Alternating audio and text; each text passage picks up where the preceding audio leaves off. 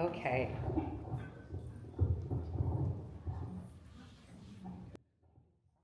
Yeah.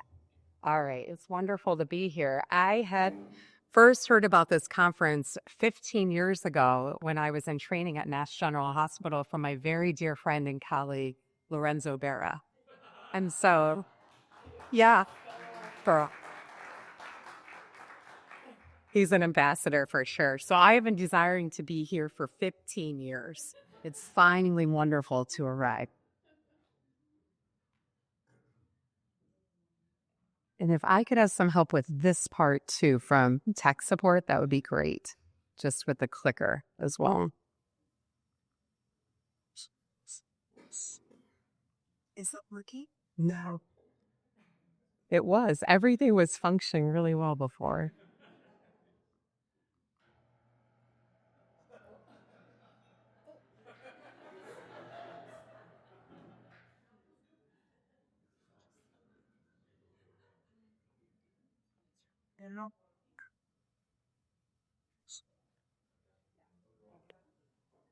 All right. Any sizzle? Okay. There we go. This is a more panoramic view of who I am as a person beyond the biography. So I am a mother of 4 young children and a wife. And the reason I'm showing you this picture this morning is because I've learned along the journey of being a palliative care doctor the way that my motherhood informs my physicianhood and who I am as a person. And I'll never forget this time that I was on our inpatient palliative care service when my kids were younger. And I had 4 kids in my first 5 years of being a palliative care attending. So it was a very generative, chaotic time of cacophony in my life to have 4 kids in my first 5 years as a palliative care attending, straight out of training. And I was at preschool with my oldest, and he was having such a hard time separating, such a hard time having a good goodbye. And when I was leaving his preschool that day and going to my inpatient palliative care duties to see patients all day, I was thinking to myself, my goodness, all of these techniques I'm using on my toddler, I'm actually kind of using with my patients too. And that was sort of the psychiatrist and thinking about like the holding environment, holding a dialectic, transitional spaces, transitional objects. And then I went to the inpatient team that day and I started seeing my patients. And throughout the whole week, I was one patient and I de-identify all of my patients. So we'll call him Gus. Gus was a man in his 60s who had spent most of his adult life incarcerated for very serious crimes. He was a burly man, body full of tattoos and piercings. And I did a symptom assessment and a full palliative care visit with Gus. And when I went to leave the room, every day he would look at me and say, Dr. Brenner, can you just come check in on me in 10 minutes? Can you come back and check in on me? And I would come back and he would just say something like, I just felt like I needed a tuck in, which just pierced my heart because every night with my core kids, many of them will look at me and say, can you come back in 10 minutes? I think I need hashed your tuppin. And so it was almost as if the synapses in my mind started firing because I think in our training, we're taught to compartmentalize elements of the multifaceted ways of who we are as persons to become physicians.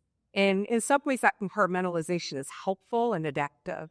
And in other ways, it can really stifle us from the fullness and the totality in the synergistic ways of this multidimensional way of being of who we can be with patients as caregivers. So today, I'm going to first demonstrate that therapeutic presence is an active ingredient in caregiving itself. We're then going to apply a concept called psychological formulation to understand patient and coping, to deepen our attunement, and to guide therapeutic interactions. And then finally, we're going to integrate strategies to better foster a therapeutic alliance for thinking of ourselves as caregivers in this journey. And this is just a brief overview, knowing and reminding ourselves that the patient is truly the focal point and the epicenter of our care. My part of today's session will focus on the clinician-patient relationship. And it's wonderful to have Cynthia here because her own narrative is so compelling as a family member, a part of a patient's inner circle, as well as her influence in spaces like the society, hair society, workplace. My own origin story into this work as a psychiatrist within serious illness care actually began over 20 years ago. And my 21st birthday was my first day serving in Mother Teresa's Home for the Dying in Kolkata, India. And I'll never forget, I came in as such an ambitious volunteer. I was an undergrad philosophy major at Notre Dame, and I went for a summer service project. And I brought all of these supplies, medications, the works. I was coming to do and to help. And when I showed up in Mother Teresa's Home for the Dying, the sister looked at me on day one and she said, "We've got plenty of volunteers here this summer. And Klein, we don't really need you." In fact, Kaligat for Home for the Dying was super saturated with volunteers, plenty of doers. So every day that summer, when I walked into those doors, she looked at me and she said, "Keri, I want you to go sit next to this patient all day. Just be with that patient." And usually she chose a patient that she thought was in the final stages of life. And oftentimes those patients would pass away within those hours of me being with them at the bedside. And what I learned through this incredibly transformative moment of my life is, amidst all the bustling activity of caregiving, there's a contemplative gaze that we can offer in our very way of being. And the caregiving is in the connection and the being. And I learned the raw reality, the visceral reality, that dying itself is not a medical act. And it's rather a part of the human experience. And to not over-sanitize it or to outsource it, but to journey and accompany, radically accompany, as Safra Kleiman had referenced Paul Farmer's important word, radically accompany through it. And Mother Teresa always emphasized the immaterial poverty of our time. In our high affluent, resource-rich environments, with such incredible advances within healthcare, the greatest poverty of all, she would say, is the immaterial poverty, relational poverty, existential, spiritual impoverishment, the loneliness epidemic that Vivek Murthy talks about so often, existential isolation. These are the poverties of our time. And our modern medical breakthroughs have increased this time confronting our own debility and our own death as persons. How many of you are familiar with Atul Gawande's book, Being Mortal? It's sort of now, I think, considered a standard reading for most physicians going into students. So I love in this book how Atul shows these very, very simple graphs of how previously general trends of how we lived and die over a century ago and how we are now. So over a century ago, the average lifespan was in the mid-40s, and every day was kind of a roll of the dice. It didn't matter whether you're 5 or 50. Something suddenly catastrophic would generally happen to most people. An accident, a heart attack, tuberculosis, an infection, childbirth. And then there would often be a precipitous sudden decline. But with so many advances and biomedical breakthroughs over the past century, we are dying in a different way, with more time facing our mortality. So this graph here on the left is function over time. This indicates more things like end organ failure, COPD, heart disease, liver disease, a lot of cancers, where the drops and declines feel more like you're going down a hilly mountain than just a precipitous drop, where there might be a vertiginous drop and you get hospitalized, and we can do things that tee you up, but never back to that former baseline that you may have been before. And then this one on the right is frailty in old age, the accumulation of insults and assaults to our body over time knowing that now average lifespans in our more affluent areas are around 70s into 80s. And this is a space, a vacuum for some, where these immaterial poverties of our time begin to emerge and come to the foreground. That immaterial poverty that Mother Teresa had described as the greatest poverty of all. And there's also a poverty of this in our training. So one key concept in this space is something that I've adapted from Viktor Frankl, and he calls this concept dimensional anthropology. So what Dr. Frankl brought up through his observations as a psychiatrist in the concentration camps in World War II is that often we're living our lives on a horizontal axis, success and failure. We think in a horizontal plane. And so often, y'all know in medicine, this is just the same. The antibiotics succeeded. The chemotherapy failed. And yet, when it comes to debility, our own mortality and decline, or inescapable suffering, we're called to reorient ourselves toward the vertical axis, a sense of who we are in our being, our relational being with ourselves and with others, trying to orient ourselves, use our will to meaning toward things like fulfillment, meaning, purpose, inner peace, and to not fall into pits of despair. And there's a great need for this in our training. And I'll give you just a quick snapshot of the way this presents in the chasm of our training within palliative care. So we know in the palliative care literature and serious illness care that 80% of patients that are in those chapters of life, 80% present with significant psychological distress. And yet in our training, 80% of palliative care clinicians feel undertrained in addressing patients' psychological and psychiatric needs when our groups have surveyed them. 80% of palliative care fellowships don't even have one didactic on any kind of psychologically informed approach.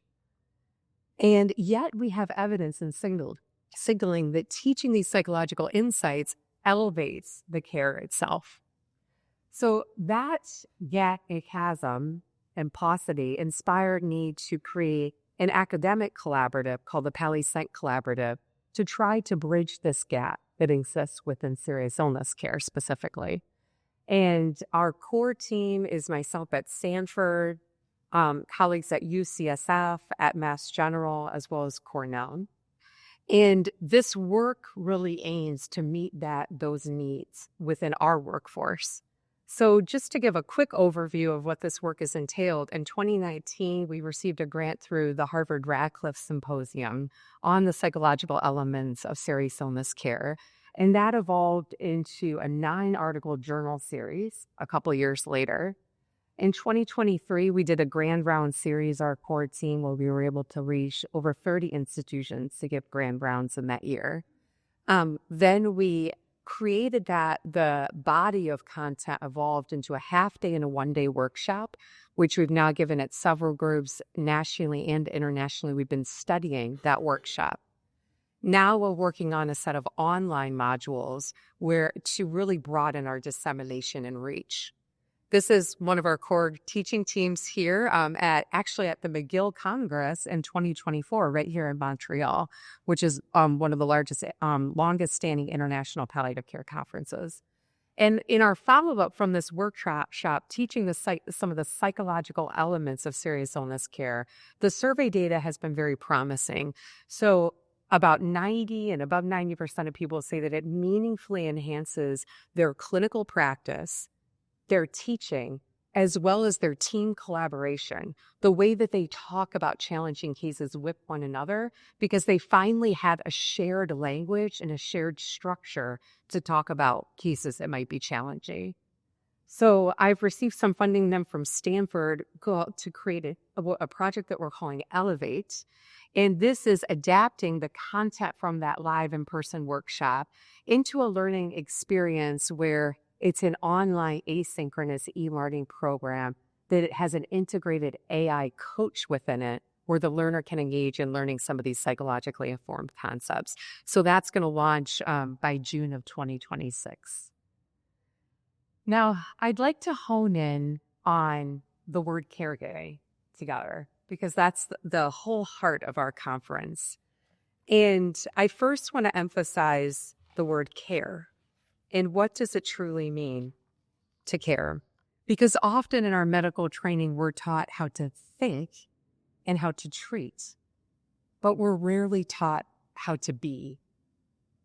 And I learned that experientially over 20 years ago, the how to be, through these transformative moments for me. But how can we illuminate that for others? And that being, I know this is a room equipped with being. So I just want you to think for a moment about just a clinical moment. It could be real simple. When your presence made a difference, you feel like your very being, the way you were, tacit, maybe unspoken, made the difference. My first day of psychiatry residency at Mass General Hospital, our fellowship director stood in front of us and she said, "Your very being is the median of the medicine. It's the first medicine you give a patient." And she used this analogy where she said, surgeons, they have their hands, they have their scalpel, they have their tools. And in psychiatry, and I would actually take it one step further, for every clinician, every specialty, Mark was talking about this last night at dinner, even as a surgeon, you're doing this, where your very self becomes the primary instrument of healing. Our attunement, our deep listening, attentiveness, a curious, open stance to entering into the patient's lived experience of illness. And we know that there's data to support this. So in the psychotherapy world, there's been an over century-long debate on which psychotherapeutic modality works the best. Is it all these acronyms, like CBT? Is it DBT? Is it ACT? And yet, what's so astounding is that what's been shown over time is that it's actually the therapeutic alliance that is the enduring factor that overrides and supersedes whatever particular technique or modality. It's the therapeutic alliance. And we now have some evidence that really displays this in other dimensions way beyond psychotherapy. So within cancer oncologic literature, the therapeutic alliance is shown to be a strong predictor of outcomes for quality of life, a patient's well-being, as well as their treatment adherence. It improves the patient experience as well as a patient's satisfaction, and it's also known to decrease existential distress, the therapeutic alliance alone. And what we know is that it's not about perfection, it's about connection. The care is connection. And I imagine that small example that you were kind of reflecting on within your own practice, that little example that I said about your being making a difference, your very presence, that it was something about the connection that made all the difference, not the perfection. A lot of my trainees will ask me, well, how do I even get started? This feels a little too ominous and foreboding. And I got a lot of patients to see. And what are some entry level tips? Or like Dr. Klein was bringing up, the floor versus the ceiling. How do you just get to the basic standards? I love the patient dignity question that was created by Harvey Chachanoff from the University of Manitoba. He's a very dear friend and mentor. He's studying to this question now, which has been validated, just asking, what do I need to know about you as a person to give you the best care possible? That one question, integrating it into your visit, has been shown to increase a patient's sense of dignity, personhood, and increased sense of empathy within the visit. Listening for what's unsaid. In our training, we get all these communication skills training, but listening for what's unsaid. And George and I were talking about those dimensions just last night, about what's the intonation of a patient's voice? What's between the lines? Do they avoid a certain topic? What's omitted from what they're sharing? What's beneath the surface? Sitting. I carry a portable stool that I bought on Amazon. And now we have a whole fleet of these portable stools in our palliative care team. I carry it around the hospital with me wherever I go. And for the vast majority of my patients, I just sit right down. Because we know that, first of all, sitting does not take any more time whatsoever. That's been shown in the literature. But sitting increases a patient's sense of satisfaction, enhanced communication, and enhanced sense of empathy. And there's this one awesome study that I love to quote, an increase of a patient's perception of how much time the doctor spent with them. Sitting. Such a simple gesture, such a human connected gesture. We also know how therapeutic presence calls for therapeutic humility, a sense of listening with reverence, of listening deeply, of docility to the unknown, to the mystery of what's not known, a docility to the uncertainty before us as we journey with patients. So that's a care to focus. But now I'd like to double click and zoom in on giving. And I felt inspired to share with all of you today something more sophisticated about giving. Because I can tell with the whole ethos of this conference that there's such expansive hearts and everyone's already kind of at that floor level, aspiring toward the ceiling. And so how do we give in a way that's more targeted, that's more precision-based, that really meets patients where they are? And this is a core concept that we teach in our live workshops where we really dive into this for 4 hours with trainees and with attendees. And I'm just going to give you just a quick snapshot of that core concept today. In all of medicine, we're taught assessment before plan. Patient comes in with chest pain. Get your labs, get your EKG, get your working differential diagnosis, and get that assessment down before we think about a treatment plan. That's like just standard practice. Think about this now in terms of communication and coping. How do we think about a working assessment, a working differential for what might be going on within a patient's scoping? Because we know that each patient harnesses a whole universe into themselves of unique coping and unique struggles, a unique lived experience of illness. How do we have a working assessment of that before we think about our plan, before we think about the way we're going to communicate with them, the style we're going to communicate with them, our therapeutic approach? And in the therapy world, the word for this is called formulation. And our team has metabolized the concept of formulation and adapted it into just mainstream everyday medicine. So you don't have to be a psychotherapist to know how to have a working formulation of a patient. What is a formulation? So a formulation is the why beneath a patient's thoughts, emotions, and behaviors. It's a hypothesis, so it's not as clear-cut as a diagnosis. It's a theory or framework for understanding what might be going on beneath the surface for a particular patient. And therefore, a formulation becomes a compass. So when we have a working theory about what might be going on beneath the surface, we therefore have a formulation that helps guide our therapeutic approaches. So formulation this is what we do with our trainees all the time. It's just taking a step back after a visit with a patient and asking, what might be going on beneath the surface for this particular patient, for this particular family? What might be a core inner struggle? What might be their core inner coping style that they go to? And I'll give you a quick example of this. So Paul and his family, a decision needs to be made about the course of Paul's care. The family listens to what the clinicians have to say, but then still refuse to make a decision, staving off the decision-making, always wanting more time. Does this kind of case feel familiar to anyone? Right, just you feel like it's just Groundhog Day every day, or kind of going through the same conversation, but nothing's moving forward. Any ideas from y'all? What might be some reasons beneath the surface why a family might want more time? Just quick ideas. Fear of uncertainty. Fear of uncertainty. Avoiding the inevitable. Avoiding the inevitable, yeah, or magical thinking. If I start talking about it, it might occur. What else? Waiting for something happens,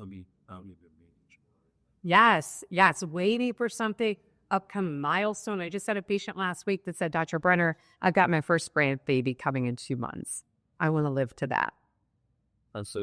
Uncertainty, yes, which kind of similar to what Sophia was also alluding to, a fear of uncertainty. Excellent.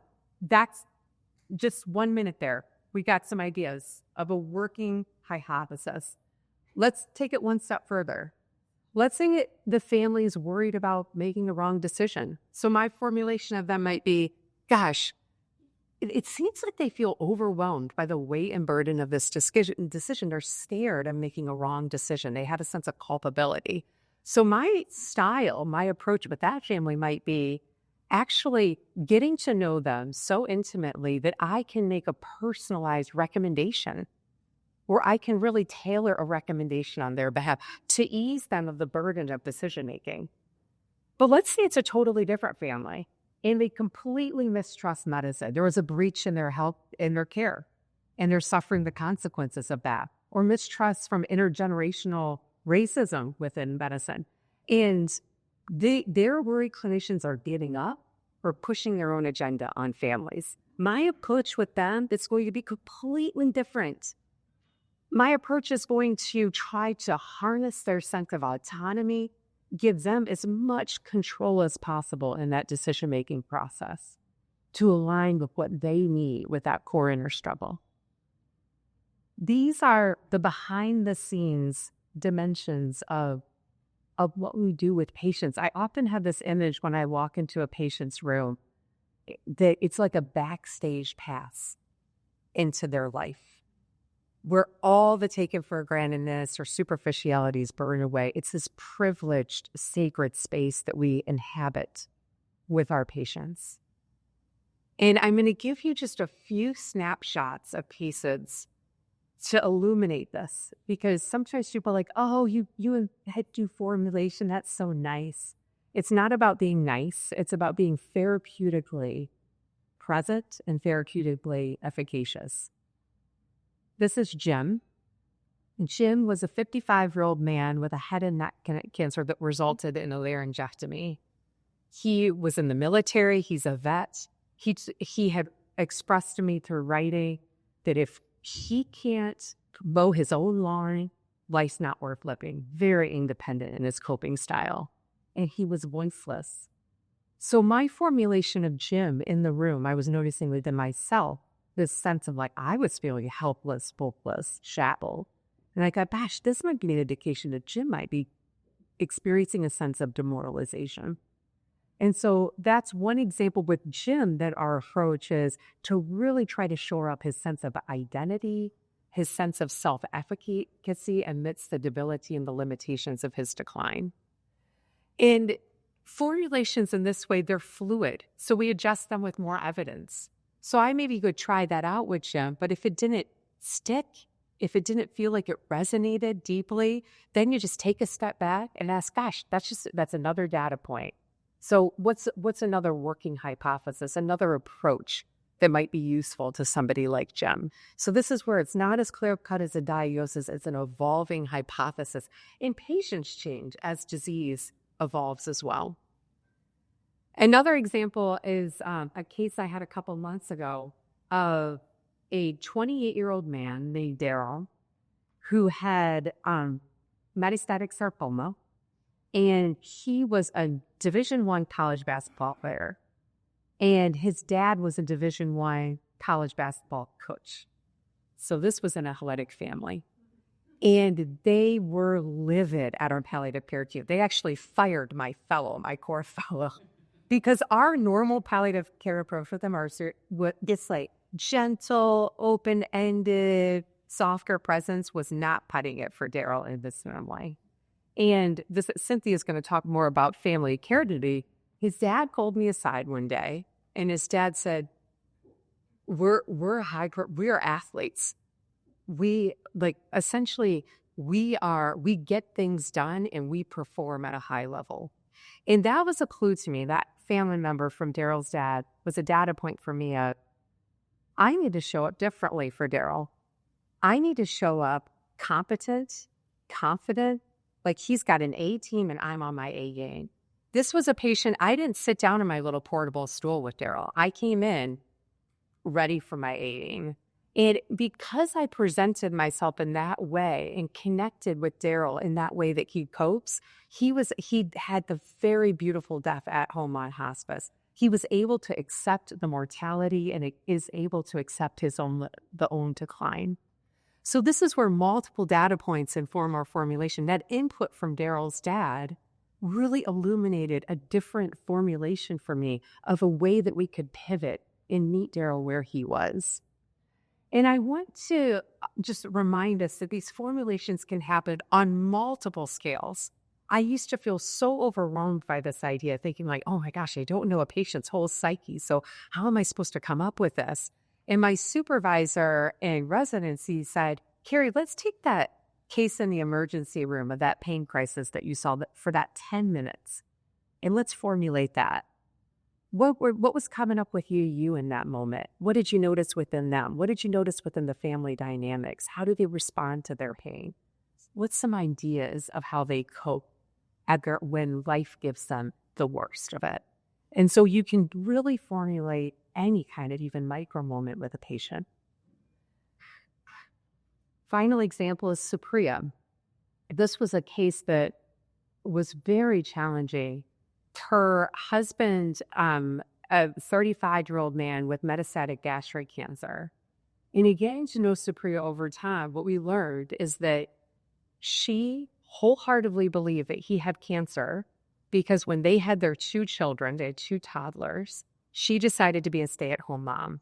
And he was a waiter at a restaurant, and he worked extra shifts in order to be a provider for the family. And her entire narrative of him dying of cancer was that the stress of him working double shifts resulted in his demise and that she was culpable for it. And that formulation tore at my heartstrings the whole way through, because even in his final dress, Supriya looked over at me and she said, Dr. Brenner, I gave him this CBD lotion a couple weeks ago, and I think that's what's killing him right now. So you see how it's not just that one moment of the narrative, but the thread of the narrative pulling through. This is how she thought and tried to create a reality for herself. And so meeting Supriya was a whole different approach of radical accompaniment, and over time allowing her to recognize that the guilt and onus of this was something that was devastating and something that where we could take on the onus and the burden, the culpability of the decision making. Because she said, Dr. Brenner, every time I make a decision, it feels like I'm just throwing another bomb at him. Another bomb where he sent us up or either way. So she was very burdened by that. So many. Us being able to make recommendations and take the decision making burden away from her with her assent helped her traverse the final chapter of his life. Because I have a lot of young children at home, I sometimes use toddler analogies, and practicing formulation expands our caregiving. When our trainees come into this work, they might have a cram box of maybe 8 crams of skills, of ways of being with patients.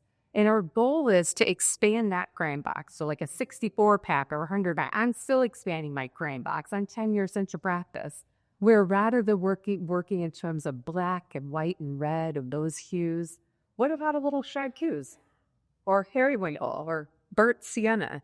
Other aspects of it has to be genuine and authentic to ourselves and never, ever performative, but ways that we can use a differential use of self to connect with patients, parts of ourselves, to be able to expand that a bit more so we can meet patients where they are in a more therapeutic in our giving. And the final thing I want to share is that sometimes people will ask in our workshops, gosh, is doing a formulation sort of labeling a patient or categorizing them or judging them too much?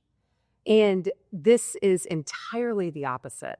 Formulation is our way of having greater empathic attunement. It illuminates us more into the lived experience as it's lived uniquely by the patient and their family to deepen our therapeutic lines.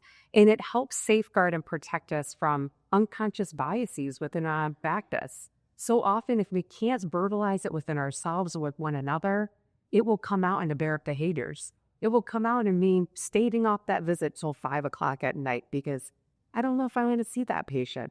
Rather than recognizing it within ourselves, having a working hypothesis of what's going on, and that allows us to have greater empathy.